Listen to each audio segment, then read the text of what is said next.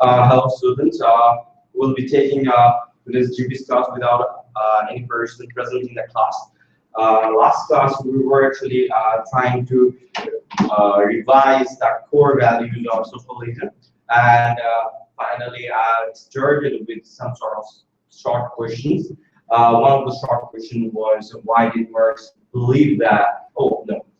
One of the short questions were, why were early socialists attracted to the idea of revolution? So we actually tried to focus on why revolution was the main idea for the primary socialist ideologists. So যেটা হয়েছে সেটা হচ্ছে যে first যখন socialism start হয়েছে before like 19th century or like first early 19th century, like it was like a very devastating situation for the working class because তখন অনেক বেশি operation ছিল এবং therefore as a result of operation some socialist ideologists যারা ওখান থেকে raise করেছে in that short time, so তারা যে ideology তে believe করতো যে revolution is the only way to get the freedom, and therefore it's like they actually try to adopt the revolution concept as their centralized thing. So যেটা হয়েছে revolution খুব attracted ছিল revolutionের প্রতি early socialistরা। এরপর আমরা যেটা আজকে দেখবো যে revolution একটা হচ্ছে একটা way of socialism-এর socialist যারা ছিল early socialist, তাদের একটা way of expressing their views was revolution, and আরেকটা way of expressing their views was evolution, and এবং evolution-এর দিকে যাওয়ার সময় কিছু আরো কিছু স্টেপ চলে গিয়েছে, যেরকম একটা স্টেপ ছিল যেখানে যে রেভলিউশনারি সোশ্যালিজম আস্তে আস্তে ডিক্টেটরশিপের দিকে চলে গিয়েছিল। সো why আমরা আজকে দেখব যে আরেকটা কোশ্চেন যেটা, so why has revolutionary socialism tended towards the dictatorship? So the question is why.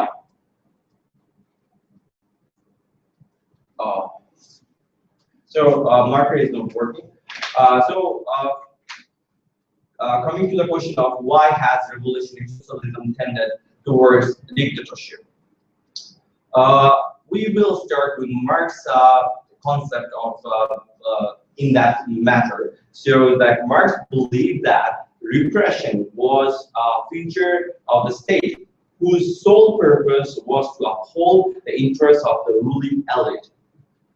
Although he argued that the need for a repressive state would disappear once class differences were removed.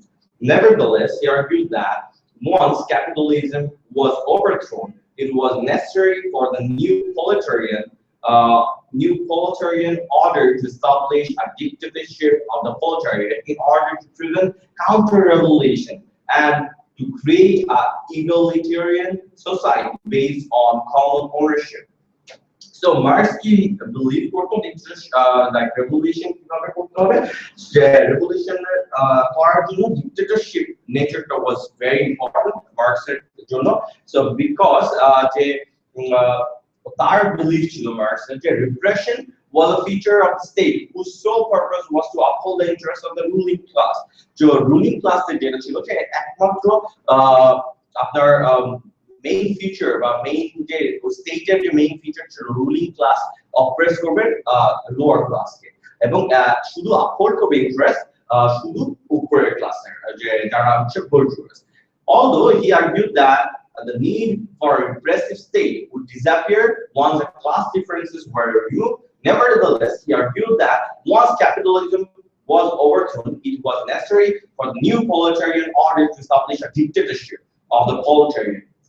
কি হয়েছে যে ওরা চাচ্ছিল যে এমন একটা society create হোক যেখানে লাইক ওভারথ্রো করতে হবে হচ্ছে ক্যাপিটালিজম কনসেপ্টটাকে ওভারথ্রো কিভাবে করবে, by establishing dictatorship of the proletariats. এবং এটার এই জন্য দরকার ছিল আরেকটা অ্যাঙ্গেল থেকে, যেটা হচ্ছে বোর্জোয়ারা বেসিক্যালি যাতে আবার একটা রেভলিউশন করে প্রোলেটারিয়াটসদের আবার রিপ্রেশন না করতে পারে। So that is the counter revolution ঠেকানোর জন্য dictatorship of the proletariat was very important. So we all are actually familiar with the concept of dictatorship, like Mussolini, Hitler, and there are lots of dictatorships in the world. There are also as a sole human being, they are ruling. But ওরাই হচ্ছে সবচেয়ে empowered person in the country. So it's like ওর কথার বাইরে অন্য কোনো rules নাই, অন্য কোনো law নাই। So যেটা হচ্ছে যে এই dictatorship টা খুবই ইম্পর্টেন্ট ছিল in order to establish the revolution, এবং এই dictatorship of the revolution এর থ্রুতে proletarians can only create egalitarian society, which I already mentioned in the previous class. What is egalitarian society? Is like a society based on equality, that every human being will be equal in that society. And তারপরে যেটা হচ্ছে যে use of force to achieve power encourage the new rulers to apply it as a method of rule. Power grows out of the barrel of gun.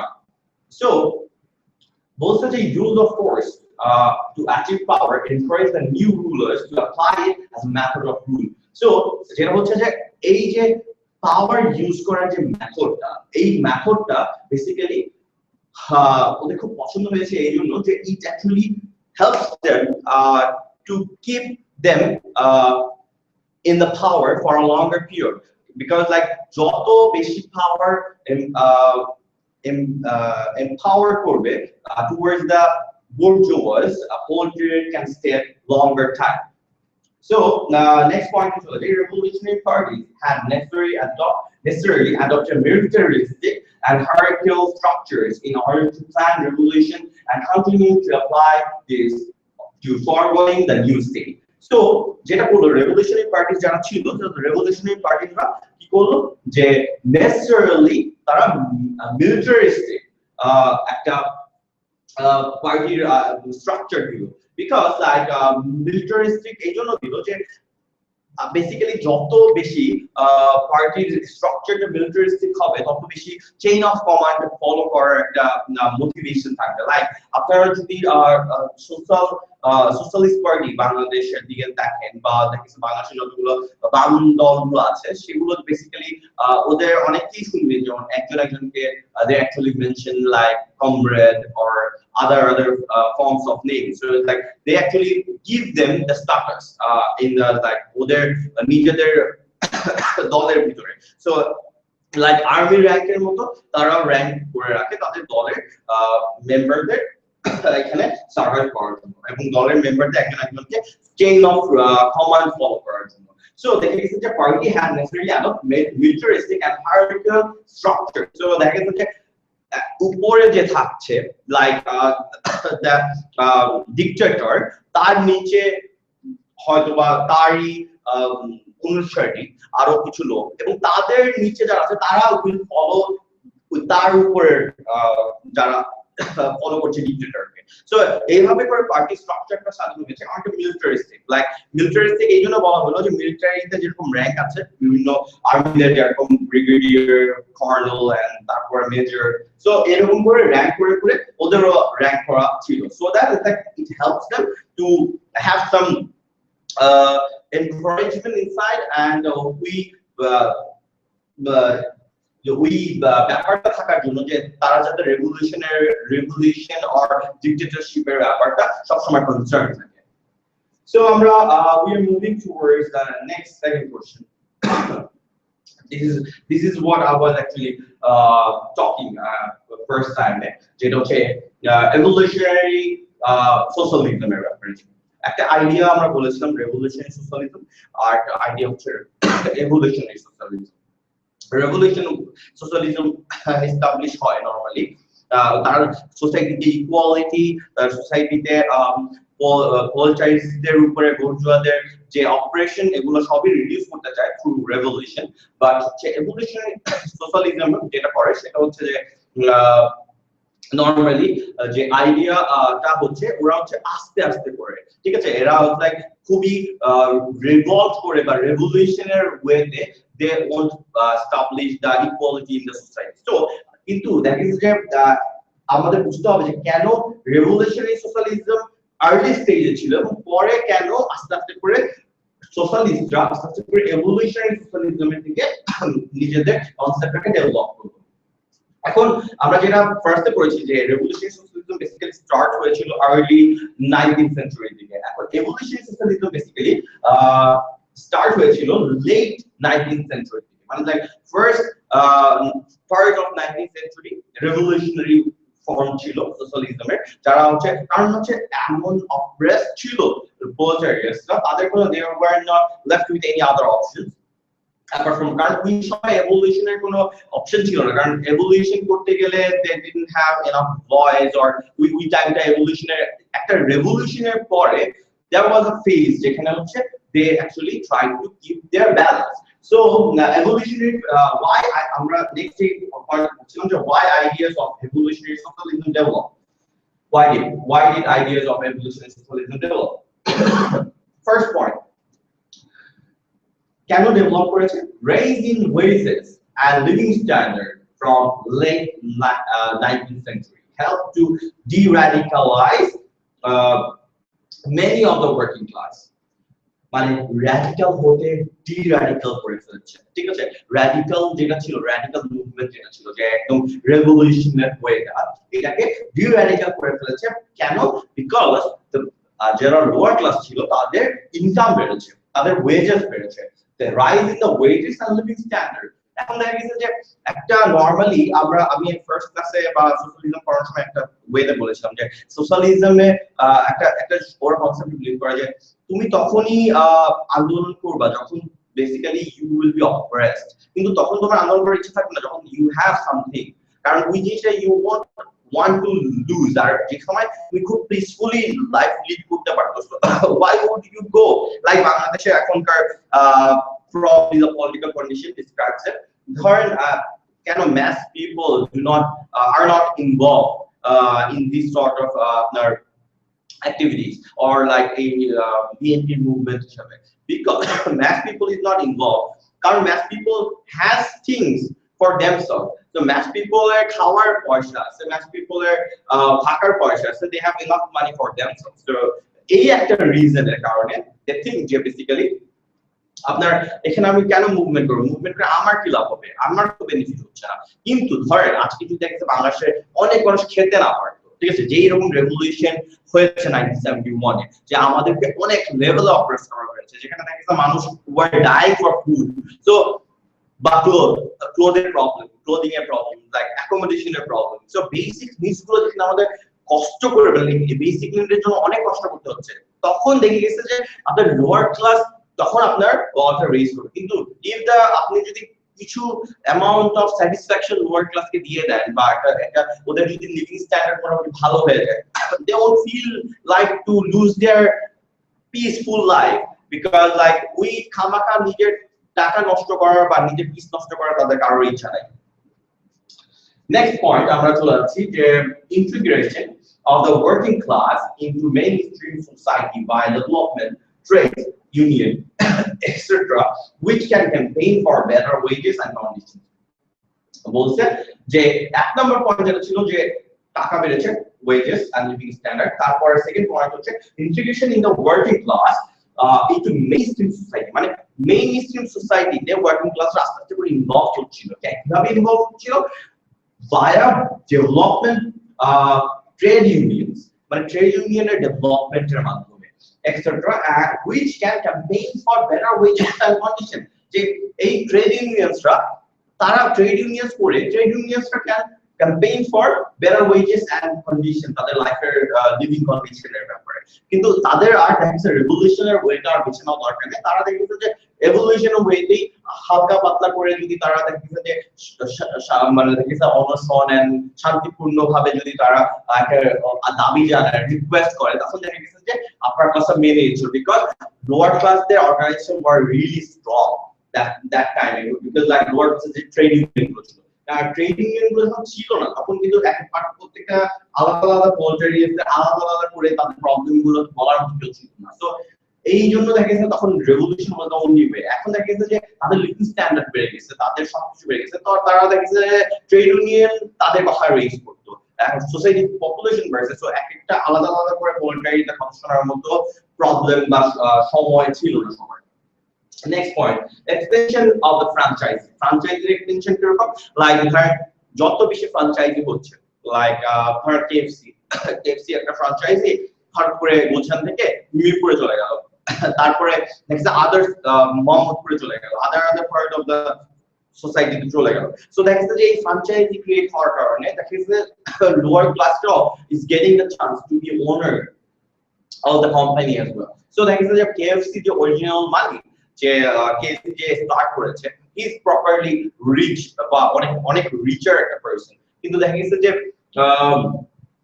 কিন্তু যারা ফ্র্যাঞ্চাইজির ওনার তারাও কিছুটা সংখ্যক টাকা পয়সা আর্ন করতে পারতেছে। সো দেখা গেছে যে they are as well as working class as well as the owner of the company. So এই ফ্র্যাঞ্চাইজি ক্রিয়েট করে তাদেরকে কিন্তু বেসিক্যালি একটু হইলেও তাদেরকে ওই ক্লাস থেকে আস্তে আস্তে করে একটু ডেভেলপ করে উপরের ক্লাসে নিয়ে আসার চেষ্টা করা হলো, লোয়ার ক্লাস থেকে। Next point হচ্ছে revolutionary socialism therefore remains in politically and economically backward areas. So therefore দেখা গেছে যে revolutionary socialism এর যে কনসেপ্টটা ছিল ওইটা politically আর economically আস্তে আস্তে করে ব্যাকওয়ার্ড পজিশনে চলে গেল। নেক্সট পয়েন্ট হচ্ছে optimism that socialism was inevitable via the ballot box as working class became an ever larger percentage of electorate. This was based on the presumption that socialist parties were the natural home of the working class, who in turn represented the largest group in the population. Once in power, socialist parties would be able to transform the society alongside socialist lines. So তারা দেখলো প্রোলেটারিয়েটসরা যে সোসাইটিতে যখন কি হলো একটা certain time পরে revolutionary টাইমটা যখন পার হয়ে গেল, একটা সার্টেন টাইম পরে they got the right of giving vote. So দেখা গেছে যখন তাদেরকে ভোট দেওয়ার রাইট দেওয়া হলো, তখন তারা দেখলো যে mass population is belong from the proletariat society. So they thought that proletariat will go to the power. It's like if they follow the democratic process, why they need to go for revolution? Revolution হলে তো অনেক রক্ত রক্ত হবে, অনেক মানুষের physical or mental damage হবে। So দেখা এই রিজনগুলোর কারণে তাদের দরকার নাই, কারণ তারা জানে একটা সার্টেন টাইম পরে they will go to the power, and যখন the socialists will go to the power, they can change the rule of the society according to them. So যখন দেখা গেছে যে তারা পাওয়ারে যাবে, তখন দেখা গেছে যে সোশ্যালিস্ট যে আইডিওলজি গুলো আছে ওই হিসাবে স্টেটটা ক্রিয়েট করতে পারবে, ওই হিসাবে তাদের আইডিওলজিটাকে এমফাসিস করতে পারবে, বা ওই হিসাবে তাদের আইডিওলজিটাকে তারা সোসাইটিতে তুলে ধরতে পারবে। সো তারা দেখা গেছে যে এটা হচ্ছে যে ব্যালট বক্সের মাধ্যমে বা হচ্ছে লাইক ভোটের মাধ্যমে ওয়ার্কিং ক্লাস খুবই একটা বড় পার্সেন্টেজ অফ ইলেক্টর হয়ে গেল। এবং তাদের প্রিজাম্পশনে আসলো যে socialist party was the natural home of the working class, এবং socialist party যারা আছে তারাই হচ্ছে ভোট পাবে ওয়ার্কিং ক্লাস যারা আছে তাদের। এছাড়া তো ওয়ার্কিং ক্লাসরা আর অন্য কাউকে ভোট দিবে না, কারণ ওয়ার্ক ক্লাসরা বেসিক্যালি ওদের নিজেদের মানুষকে ভোট দিবে। এবং as a result of such এই সব সোশ্যালিস্ট পার্টি হবে একটা সার্টেন টাইম পরে representative of persons and will create a problem, এবং এরপরে যেটা socialist party will be able, তো সোশ্যালিস্ট পার্টি গুলো তখন কি হবে, able হয়ে যাবে to transform the society alongside social life. The next point, ideas of evolutionary socialism were also known gradualism. So gradualism হিসাবেও evolutionary socialism was known. This ballot box socialism found expression in the tactics of Edward Bernstein in evolutionary socialism, who believed that German Socialist Party (SPD) would be able to move away from revolutionary tactics. So, ballot box socialism, the expression the expression basically chalo lead korbo toward the society. Basically, এইটা দিয়েই কিন্তু basically they will come to the power এবং they can rule the society, এবং তখন দেখা গেছে তাদের ruling এর মধ্যে কিন্তু ইয়াও পড়ে যাবে, দেখা গেছে যে ভোটজোড়ও পড়ে যাবে। তখন দেখা গেছে যে proletariat will rule bourgeois, কারণ proletariatরা তখন পাওয়ারফুল হয়ে যাবে। এবং এসপিডি কথা বলেছে জার্মান সোশ্যালিস্ট পার্টি, ওইটা আস্তে আস্তে করে যেটা করবে এটা তাদের বিলিভ ছিল যারা হচ্ছে রেভলিউশনারি সোশ্যালিস্ট যারা ছিল, তাদের বিলিভ ছিল যে it would be able to move away from the revolution tactic. এবং যেটা হচ্ছে যে যখন এসপিডি যখন ইলেকশন করার পরে যখন জিতে আসবে সোশ্যালিস্ট পার্টি, মনে হয় যেটা হচ্ছে জার্মানি, সেটা হচ্ছে তাদের মোটিভেশনটা বেসিক্যালি ছিল রেভলিউশনারি। কিন্তু যখন once they will be elected, so they thought যে এই রেভলিউশনারি ট্যাকটিক্স থেকে তারা they will আস্তে আস্তে move away and they will accept the evolutionary tactics, এবং evolutionary আস্তে আস্তে করে তারা সোসাইটিতে অনেক চেঞ্জেস আনবে। Another form of gradualism, that is evolutionary socialism, was the Fabian Society founded in UK in 1884. So Fabian Society was a society যেখানে একটা society create করা হয়েছে, it's more like a community যেখানে different parts of society people were combined, mainly middle class and lower class and upper class, and a mixture of the main middle class or a higher ছিল। এবং এখানে it was alleged being based on middle class membership. So that is a middle class membership on the basis. It believed that the way to introduce socialism was by converting elite groups as socialism, which emphasized planning was more rational than capitalism. যেটা হচ্ছে এটা believe করছিল যে he believed that the way to introduce socialism was by converting elite groups as socialism, which emphasized planning was more rational than capitalism. এবং এটা believe করতো যে Fabian Society যে এই যে প্ল্যানিং যেটা আছে সেটা অনেক বেশি ইম্পর্টেন্ট দ্যান মানে লাইক ক্যাপিটালিজম মেথ থেকে। এবং এলিট গ্রুপকে আস্তে আস্তে করে কনভার্ট করতে হবে সোশ্যালিজমের আইডিয়াতে, এবং এলিট গ্রুপকে আস্তে আস্তে করে সোশ্যালিজমের সাথে অ্যাকুয়েন্টেড করতে হবে। Next question I'll be heading towards is why did gradualism fail? আচ্ছা, এখন রেভলিউশনারি সোশ্যালিজম থেকে আমরা এভলিউশনারি সোশ্যালিজমে আসলাম, এবং এভলিউশনারি সোশ্যালিজম কেন ফেল করলো এটাও আমাদের জানা খুবই ইম্পর্টেন্ট। এভলিউশনারি সোশ্যালিজম একটা সার্টেন টাইম পরে কনসেপ্টটা ফেল করা স্টার্ট করলো। কেন করলো?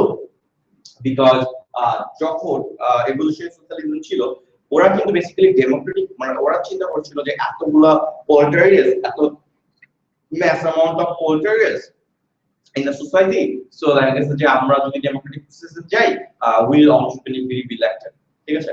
কিন্তু ডেমোক্রেটিক প্রসেস গিয়ে সোশ্যালিস্ট পার্টি আবার সোশ্যালিজমকে এস্টাবলিশ করা মানে ইজ ডিফিকাল্ট, বিকজ লাইক এটা দেখা গেছে নিজেদের কনসেপ্টের সাথে নিজেরা একদম কন্ট্রাস্টিং একটা আইডিওলজি ছিল, যে ডেমোক্রেটিক সোশ্যালিস্ট পার্টিরা তখন কনফিউজ হয়ে গেল basically whether they will be following the socialist ideology or democratic ideology. So তখন কি তারা দেখেছে যে তাদের যে কনসেপ্টটা ছিল সোশ্যালিজমের, যে কনসেপ্টের উপরে তারা চেষ্টা করছিল যে তাদের যে ইকুয়ালিটিকে এস্টাবলিশ করা, ওয়েলফেয়ার স্টেট করা, তো ওইটা বেসিক্যালি ফেল করার সম্ভাবনা দেখা দিল। এখন দেখেন যে আমি পড়ি যে first point was to win elections in order to implement a socialist program. Democratic socialist parties had to broaden their appeal and therefore water down socialist policy. So election জিতার পরে যখন তারা ইমপ্লিমেন্ট করতে গেল সোশ্যালিস্ট প্রোগ্রামগুলোকে, ডেমোক্রেটিক সোশ্যালিস্ট পার্টিস বুঝলো যে basically তাদের যে ideas গুলোকে ব্রডেন করতে হবে for the sake of people.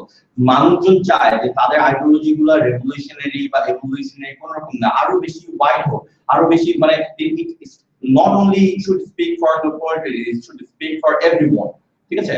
Like it should not only be speaking for the lower class or working class people, it should be also speaking for the women who were deprived, or for the person who are deprived for sake of race.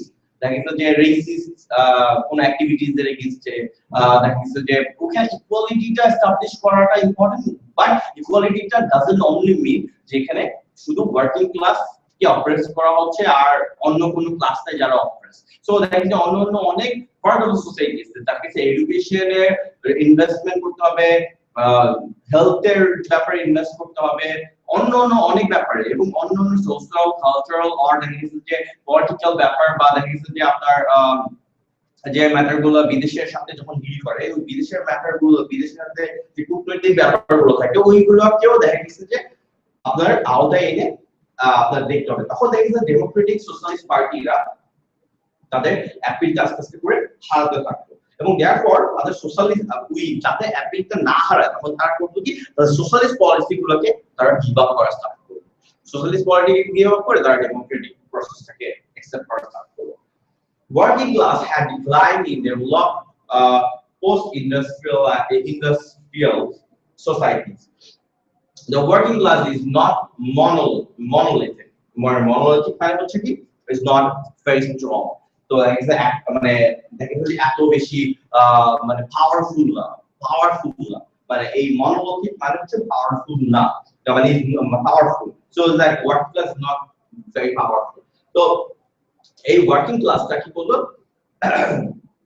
আস্তে আস্তে করে decline করা start করার কারণে তাদের পাওয়ারটা আস্তে আস্তে কমে গেল কারণ দেখেন যে যত বেশি মানুষের অবস্থা ভালো হচ্ছে যত বেশি দে আর আর্নিং মানি দেখেন যত বেশি ডেভেলপমেন্ট হচ্ছে ততই তারা দেখেন কি তারা সংখ্যায় কমে আসতেছে তারাই প্রোলেটারিয়াতের সংখ্যা থেকে আস্তে আস্তে মিডল ক্লাসের সংখ্যা বাড়া স্টার্ট তো মিডল ক্লাস আরেকটা ক্লাস স্টার্ট হলো সেটা লোয়ার ক্লাস আর আপার ক্লাস না মাঝখানে মিডল ক্লাস যারা হচ্ছে একটা মিনিমাম আর্নিং তাদের কাছে আছে সো দ্যাটস দ্য ওই কারণে দেখা গেছে যে তাদের যে ওয়ার্কিং ক্লাসের নাম্বারটা আস্তে আস্তে ডিক্লাইন করা স্টার্ট হলো এবং এতে তাদের পাওয়ারটা আস্তে আস্তে কমে গেল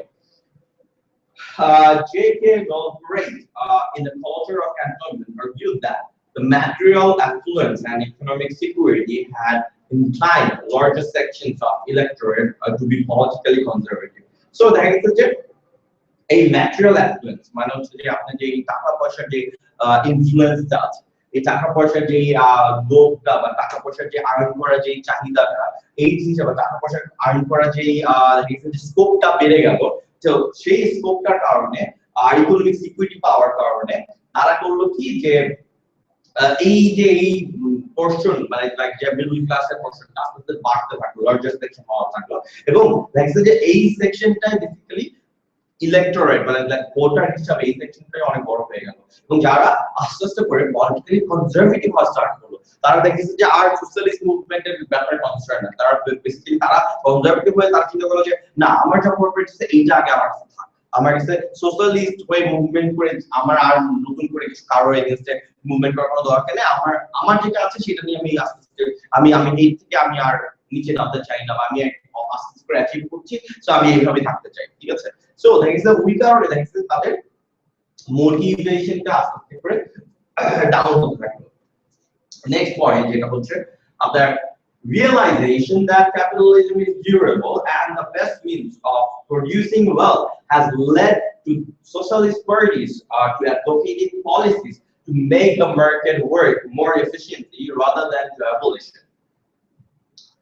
এবং তারা এটা রিয়েলাইজ করলো যে ক্যাপিটালিজম বেসিক্যালি অনেক ডিউরেবল একটা জিনিস এটাকে বেসিক্যালি একদিনে বা একটা সার্টেন টাইমের মধ্যে অ্যাবলিশ করা is not possible so capitalism কনসেপ্টটা বেসিক্যালি ভালো ইভেন এটাও টু সাম এক্সটেন্ট যারা সোশ্যালিস্ট ছিল বা সোশ্যালিস্ট মুভমেন্টের সাথে ইনভলভ ছিল বা কনজাইডিস্ট যারা ছিল লোয়ার ক্লাস যারা ছিল তারা আসলে রিয়েলাইজ করেছে পুরো capitalism is durable and the best means of producing wealth has led to socialist parties to abolish মানে হচ্ছে যে এটা বলতো যে it's durable and the best means of producing wealth ঠিক আছে সো দেখো যে এইটা ক্যাপিটালিজম যে কনসেপ্ট এটা actually helps them to earn as much as they want ঠিক আছে সো এবং এই জিনিসটা প্রত্যেককে লিড করলো কোথায় to advocate policies to make the market work more efficiently rather than to abolish it. So এইটা কি করলো advocate করলো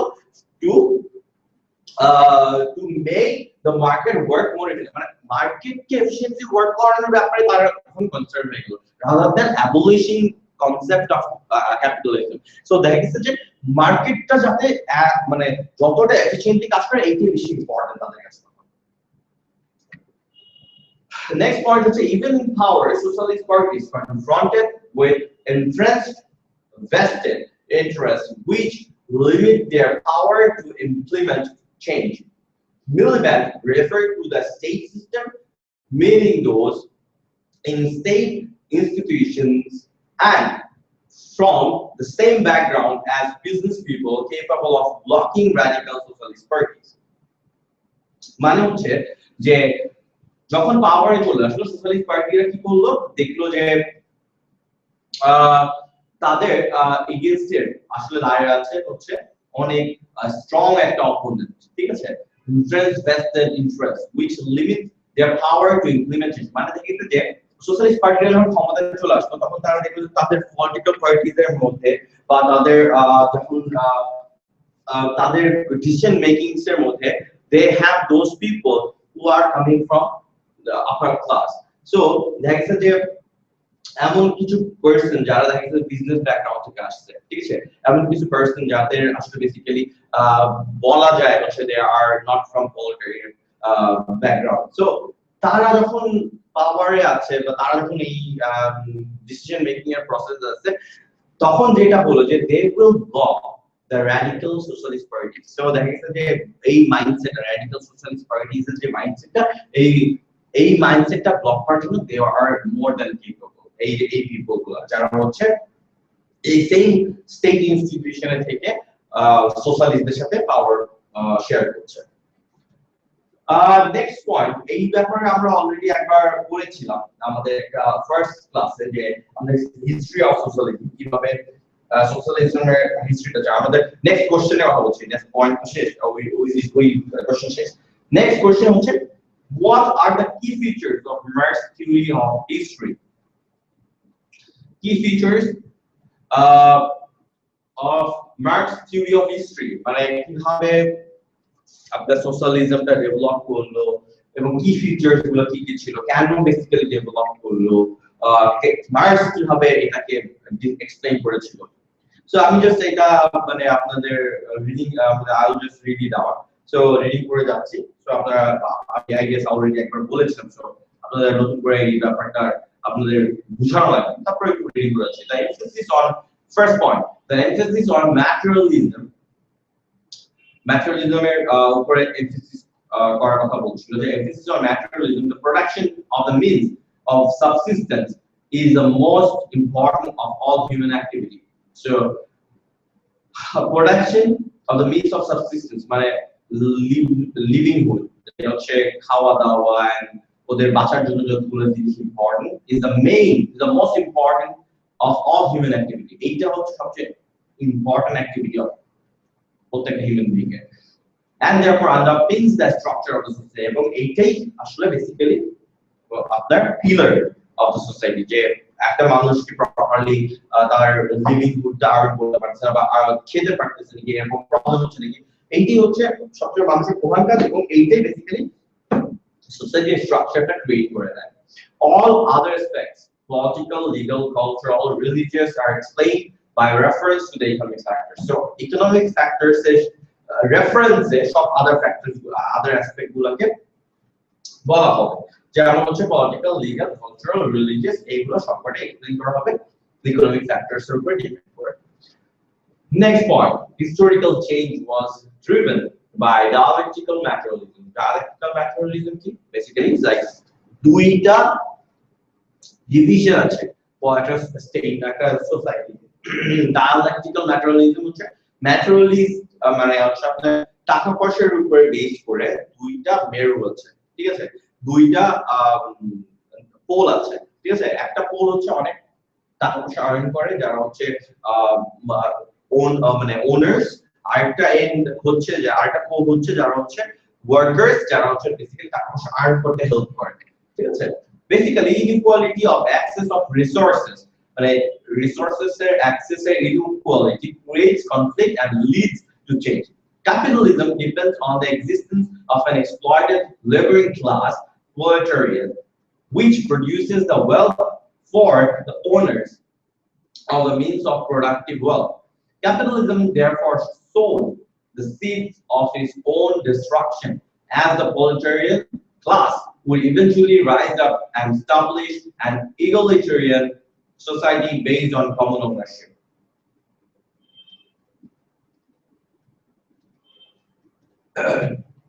যেটা হচ্ছে capitalism basically depend করে on the existence of an exploited laboring class যারা হচ্ছে basically proletarians who actually helps to produce the wealth of the owners মানে যারা হচ্ছে own করে তাদের wealth produce করার জন্য help করে proletarians আর হচ্ছে capitalism therefore sowed seeds for our own destruction মানে হচ্ছে যেটা হচ্ছে capitalism নিজেই নিজের destruction এর দেখা গেছে যে বীজ বুনে দিচ্ছে যে তারা যে বেসিক্যালি নিজেরাই নিজেদের মানে ডিস্ট্রাকশনের ওয়েটা বের করেছে as the proletarian class would eventually rise up and establish an egalitarian society based on common ownership কি হলো যে কিভাবে হবে as proletarian class যারা হচ্ছে lower class আছে will eventually এক সময় rise up করবে এবং establish করবে একটা egalitarian society based on common ownership. Egalitarian society আমি বারবার বলেছি this is the society based on equality যেটা equal একটা society K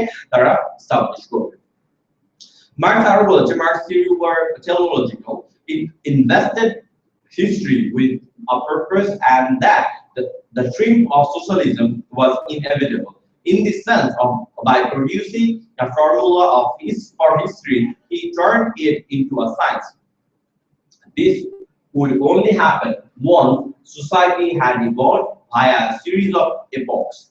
Primitive communism, slavery, feudalism, capitalism in each case. Inequality of access to the means of productive wealth led to conflict dialectic materialism, which led to a higher state of social development. Marx therefore envisaged an end to history as with socialism, there would be no competing classes or social groups. যেটা হলো যে আমি আগেও একবার যখন আমরা history পড়েছিলাম তখন বলেছিলাম যে কতগুলো ছিল আপনাদের স্টেজ ছিল সোসাইটিতে যখন অনেক আগে প্রাইমারি স্টেজ ছিল তারপর ফিউডাল ছিল তারপর আস্তে আস্তে হাউ আপনার ক্যাপিটালিজম আসলো তারপর কিভাবে আপনার আস্তে আস্তে করে একটা সময় স্লেভারি ছিল তো কিভাবে আস্তে আস্তে করে ক্যাপিটালিজমের পরে দেখা যাচ্ছে যে আপনার সোশ্যালিজমটা কিভাবে সো এই সব তার প্রত্যেকটা সময় বেসিক্যালি যেটা ছিল প্রত্যেকটা সময় দুইটা আলাদা আলাদা সোসাইটি ছিল যারা হচ্ছে প্রত্যেকটা সময় যেটা ছিল যে একটা ক্লাস কনফ্লিক্ট ছিল এবং কেন ক্লাস কনফ্লিক্ট ছিল because the on the basis of wealth যে ওয়েলথ কারো কম ছিল কারো বেশি ছিল এই জন্য সবসময় একটা দেখেছি ক্লাস কনফ্লিক্ট ছিল অ্যাজ এ রেজাল্ট মার্কস সবসময় বিলিভ করতো there will be a time যেখানে দেখেছি সোশ্যালিজম আসবে সোশ্যালিজমের কনসেপ্টটা আসবে এবং এই লোয়ার ক্লাসরা will be concerned এবং they will establish this sort of আপনার আইডিওলজি যারা আস্তে করে এই আপনার সোশ্যালিজমের কনসেপ্টটাকে ইভলভ করবে সো আজকে এই পর্যন্তই থাক so this is it for today